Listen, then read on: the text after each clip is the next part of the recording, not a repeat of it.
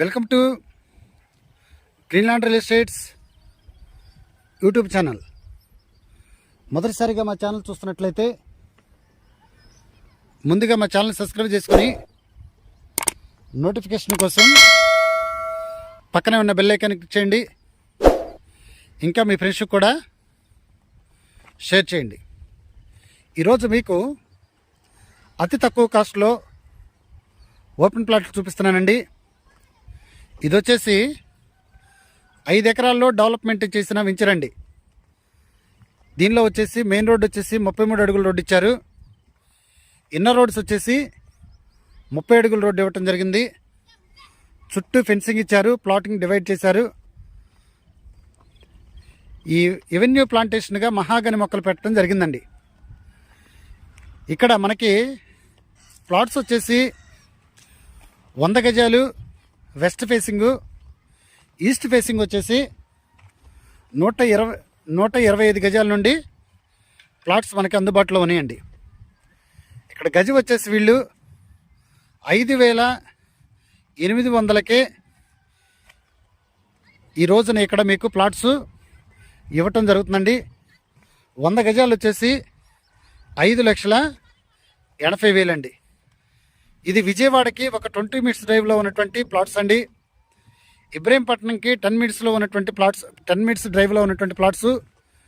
ఇమ్మీడియట్లుగా house కట్టుకోవడానికి ఇళ్ల పక్కనే ఉన్నటువంటి ప్లాట్స్ అండి.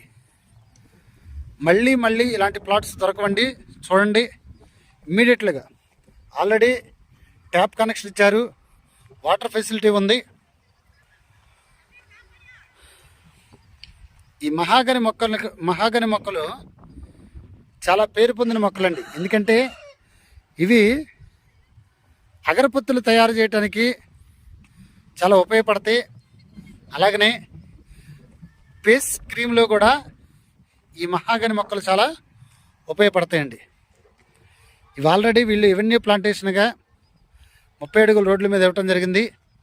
ప్లాట్స్ మట్టికి మీకు ఇమ్మీడియట్గా హౌస్ కట్టుకోవడానికి చాలా ఉపయోగపడతాయండి.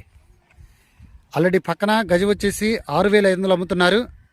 కానీ వీళ్ళు 5,800కే వీళ్ళు ఇవ్వటానికి రెడీగా ఉన్నారండి.